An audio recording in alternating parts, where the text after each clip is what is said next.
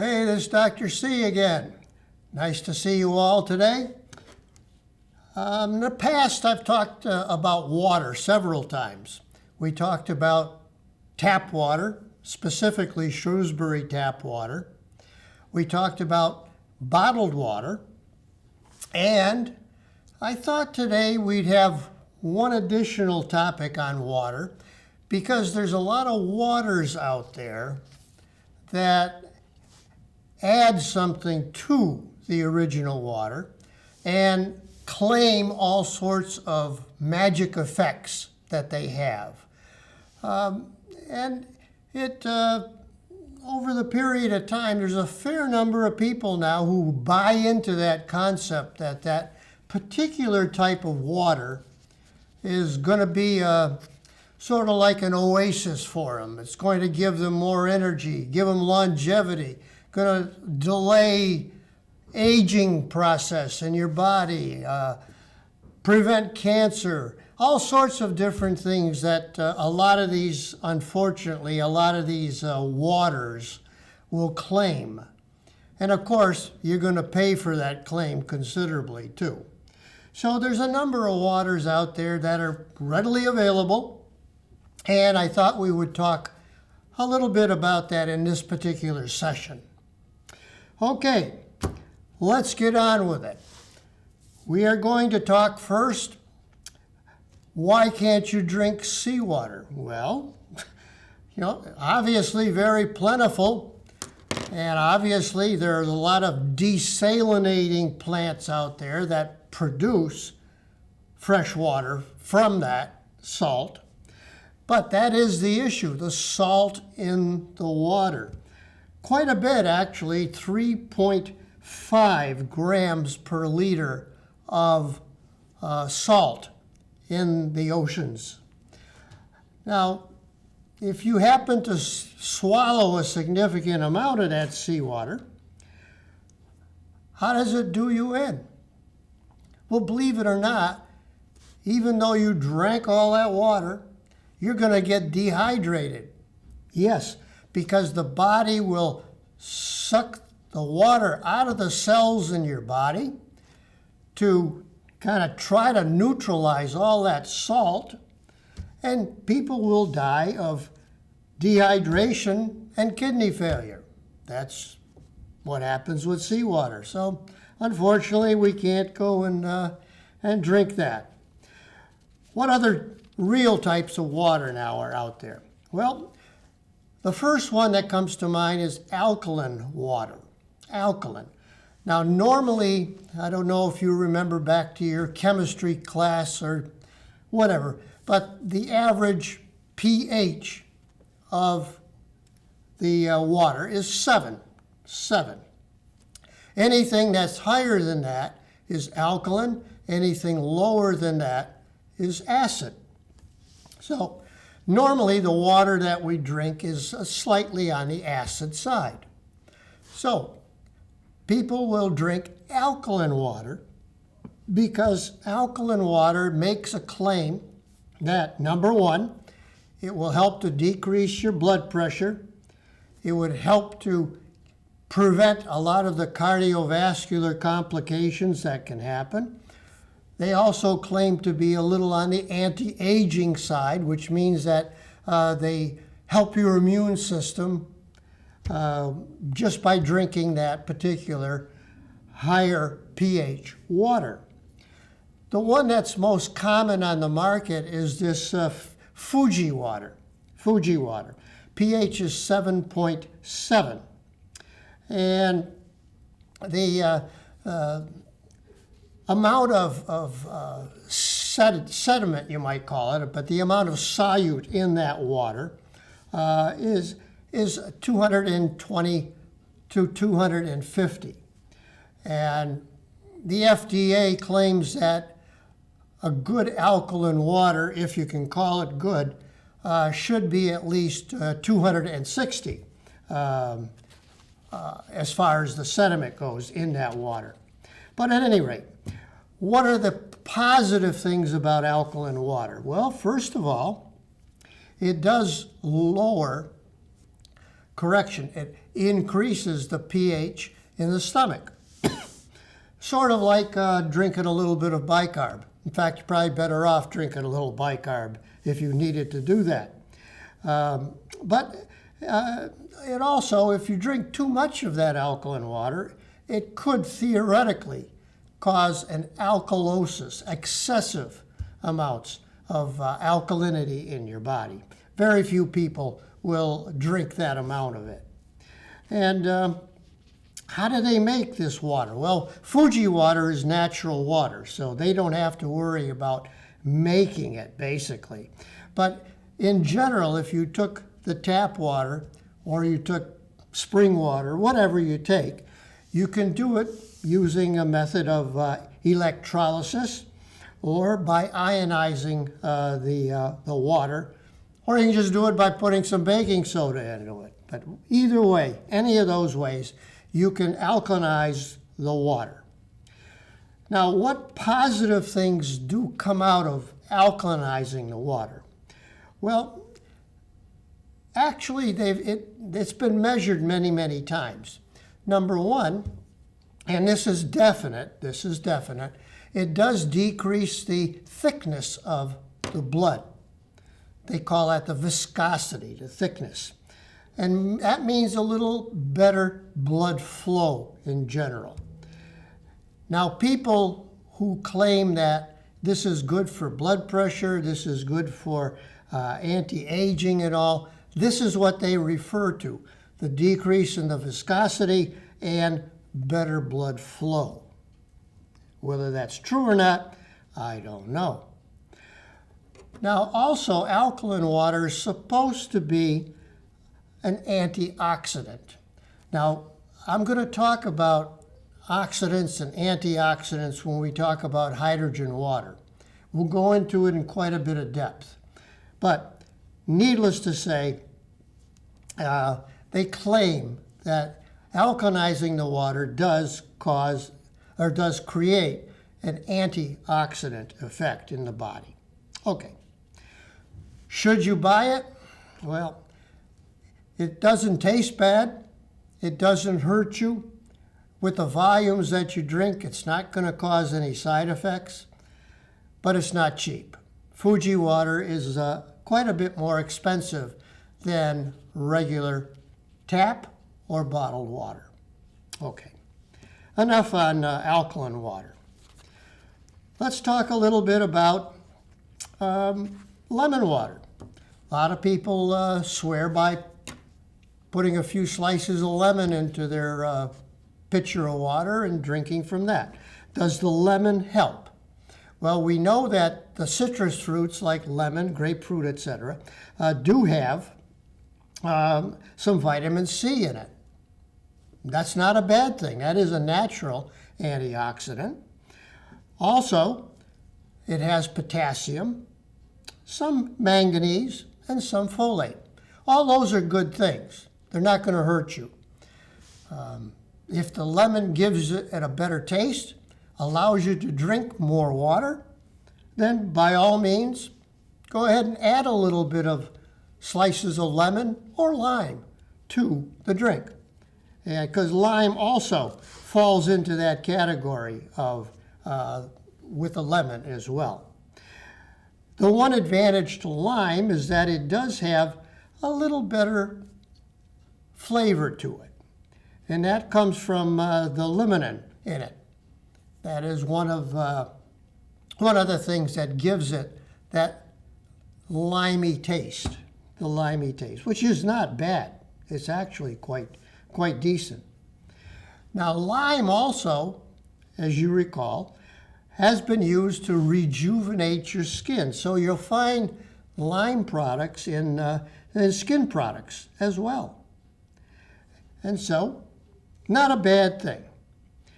Okay, what about coconut water? Well, coconut water came about maybe about 15, 20 years ago. People started advocating for using coconut water, coconut milk, coconut oil. That was a big thing, using all of the products made from the coconuts. Well, if you take that liquid that's inside of a coconut. And incidentally, as far as the amount of fluid inside of a coconut, it's usually between a half and 1 cup of liquid. And what are the things that are in that make it better? Well, that coconut itself, the coconut water itself, which is different than coconut milk. The coconut water is what's naturally inside that coconut. Now, if you emulsify some of the coconut and put it into that coconut water, you can make coconut milk. So it's a little bit different, a little different. But the coconut water itself is still mostly water. There are some advantages to it. Number one, it does seem to be a little anti-inflammatory, which is not a bad thing. Not a bad thing. The coconut milk itself, which is only now about 50% water, remember they put it in with the emulsified coconut itself, and that itself is totally different. But it has the same ingredients that a lot of the coconut water has. So basically, what do you get out of it? You get the vitamins. You get vitamin C, potassium, a little bit of sodium, a little bit of calcium. You do get, with the coconut milk, you do get a little protein as well, 2 grams of protein in a cup. You get 3 grams of fiber. All these things are good. All these things are good. But mostly you get 9 grams of carbohydrate in that coconut milk. So, as I mentioned, it can be used as an antioxidant. Does decrease the blood pressure, maybe 4 or 5 points systolic, not a lot. It does help to decrease your blood sugar just a little bit, not a lot again, doesn't prevent diabetes, but it has those effects. Should you be drinking it regularly? I wouldn't advocate it, no. But it tastes pretty decent. Okay. Now let's spend a moment or two on sparkling water. Now, what is sparkling water? Well, it has carbon dioxide in it, which is all those fizzy, the bubbles, basically, in the sparkling water. Obviously, it's a big industry. It is here in Worcester as well with Polar. They have a big business with Polar products, the sparkling products. And they add a lot of loads of different flavors to that product as well. So it isn't just carbonated water. It isn't made that way. Well, it is made by bubbling carbon dioxide into it, yes. But sparkling water can be natural, in other words, right out of the ground, or you can bubble carbon dioxide through it. In other words, we can create it ourselves. Not really in a lab, but to bubble carbon dioxide within it. And so we have things like the natural product, the mineral water itself. And I guess probably the most typical one that's out there most of the time that people will buy would be the Perrier. Perrier is a natural product in general. In other words, it uses the minerals that are in the ground, naturally producing the carbon dioxide, and it comes out with that little fizz to it. Although sometimes Perrier may have to add a little bit of carbon dioxide to bring it out a little bit. The natural products themselves do contain a little bit of the minerals as well, and like magnesium and calcium, and a little potassium as well. But it's the calcium and the magnesium that are the important thing with the natural mineral water itself.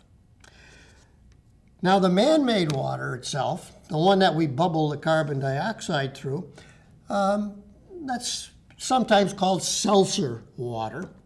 but it's always with the artificially added carbon dioxide. And it differs from a thing like, say, club soda. Club soda is not seltzer water. Club soda adds sodium bicarbonate, sodium citrate, potassium sulfate, and disodium sulfate to it. That gives it its rather unique flavor. And so they use club soda as a mixer in the bars and all. So that is the club soda. The good thing about it is that bicarbonate that's in there does decrease, for diabetics, the hemoglobin A1C. So that's not a bad thing. It does, according to some studies, it does calm motion sickness. So tends to help that a little bit. And I guess if you get a little older and you get constipated, not a bad thing, because seltzer water will help to reduce the amount of constipation that you may have. The bad thing about it are all of the added sugars and flavors that are added to this carbonated water, basically. It gives it good flavor. Everybody has their own unique likes and dislikes, and a unique flavor may really appeal to you. So you may drink more water that way, which is probably not a bad thing. But you do have to be careful, however, about the carbonic acid, because the carbonic acid is what that carbonated water is going to turn into in your mouth. It's going to turn into carbonic acid. And that is not a good thing for your teeth. It does wear down your enamel, which is one of the biggest things, not the biggest thing. It's the sugar that's the biggest thing about sodas in general. But the second thing is the carbonic acid that erodes enamel, causes a lot of cavities in your teeth over time. And no question, it does seem to aggravate irritable bowel syndrome in people who are sensitive to particular foods and all. So in other words, those are the major things about sparkling water. Should you drink it? Well, you know, if you like that flavor, I would go ahead and advocate and drink it. But, you know, don't drink it to excess, that's all. Certainly the cost is not prohibitive, and it's very flavorful. Watch out, however, if they add sugar. Look at that label. Make sure that a lot of that flavor that you're feeling isn't necessarily due to the flavonoid, but due to sugar. So just check the label. Okay. I'm going to spend a little bit of time, probably the majority of my time now, talking about the latest fad, you may say, about water. Hydrogen water. Now, all of you remember, well, those of you who took chemistry back in high school, you may recall that hydrogen is really the smallest on that periodic table. The very first one, hydrogen. So it has that as an advantage. Now, to talk about the advantages of hydrogen water, I need to first talk to you about two basic things. Number one, you need to know a little bit about the setup of an atom. There's a central, kind of a nucleus, what they call the neutron, followed by protons around it, and then electrons, which are paired. There's always two, a pair of electrons. And the electrons are rapidly going around, and they stabilize that atom, basically. That's the first thing. So remember that now. Paired electrons around the neutron and proton. The next thing I want to talk and get as a basis for you, oxidation. Now, oxygen is everywhere. We need it. You can't live without it, because the oxygen itself, when you breathe it in, it gives you energy. If you didn't have oxygen, you would have to depend on the glucose and the fatty acids in your body to produce energy. That is very inefficient in our bodies. The very efficient energy producer is in the presence of oxygen. So we absolutely need oxygen. There's a downside to oxygen too. Now, you're very aware, I'm sure, of the effects of oxidation. We see it every day in many different avenues. We see it on our houses, the result of oxidation, the rusting, etc., that can happen. We see it in our fruits and produce. Now, what happens when you cut an apple and you put the cut apple into a little bowl? Starts to turn a little brown. That's the result of oxygen.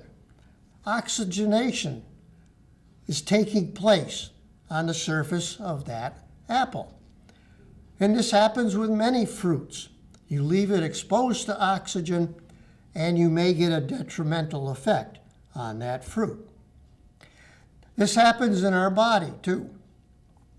Oxygen, as I say, is very good for you, but there's also in your body this process of oxidation that's going on, which is not a good thing in many instances. Oxidation on the cell wall acts on the lipids and the proteins in the cell wall. Oxidation within the cell can act on the nucleus, and it can change the DNA. Some people think that that change in the DNA may result in a change in the cell line, and you may stimulate the production of a cancer. So oxidation isn't always a good thing. Oxidation in your body is counteracted by natural antioxidants that we produce in our body. I'm not going to describe to you all of the different ones because there are several in your body. The major one is a thing called glutathione. And it acts by taking care of the free radicals, such as hydroxy radical, for example, because if you take the hydrogen, for example, that we're going to talk about, and you have a OH, hydroxy radical, that hydrogen will combine with that and you get H2O, water. So that's one of the supposed benefits of hydrogen bubbled into our water. So knowing that now, knowing that we naturally produce antioxidants, but probably not enough if you get overwhelmed with oxidants.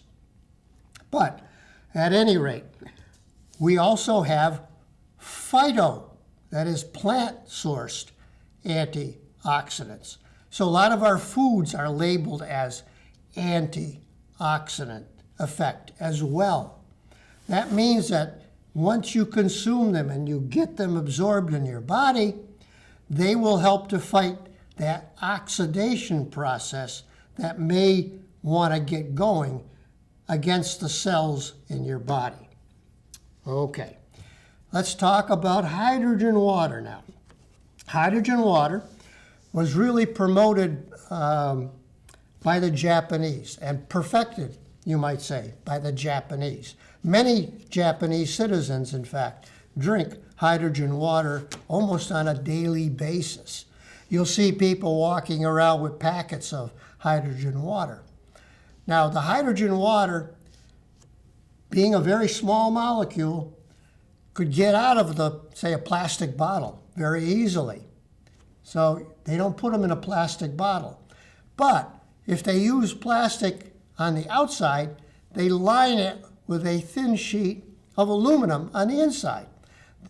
Hydrogen can't pass through aluminum. So the people will sip from these packets of hydrogen water, and usually we'll drink 1 or 2 of those packets a day.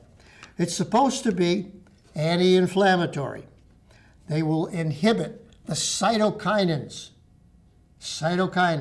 in your body. Now, you can have acute cytokinins, you can have chronic cytokinins in your body. The acute ones you heard about with respect to COVID, for example. You may get a cytokine crisis if you get a massive amount of cytokines at once, acutely. Chronically, you may get a little bit extra all the time.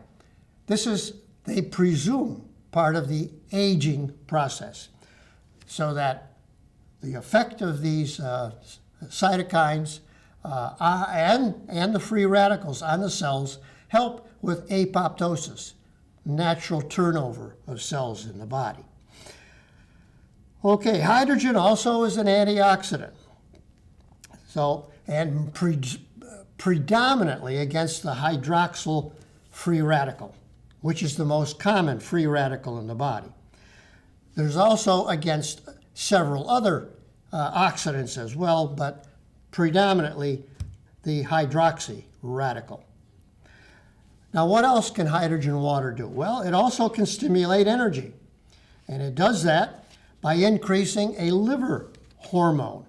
Now, that liver hormone is called fibroblast growth factor, and what that does, it enables your fat, which is storing the fatty acid, to release that fatty acid and have the fatty acid converted to glucose in the liver, which gives you energy.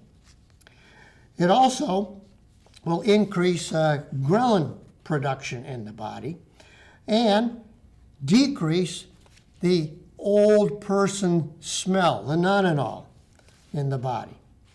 So it does that by decreasing a thing called lipid peroxidase. And also, it may have some type of neuroprotective effect. And so basically, they've tested hydrogen water with all sorts of different ailments that people can get. And they found some positive benefits in many people against a lot of these diseases and all. And so they say that by drinking this hydrogen water, it will be protective in your body.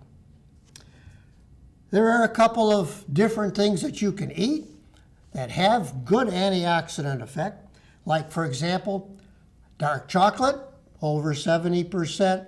Cacao has to be in order to be the best.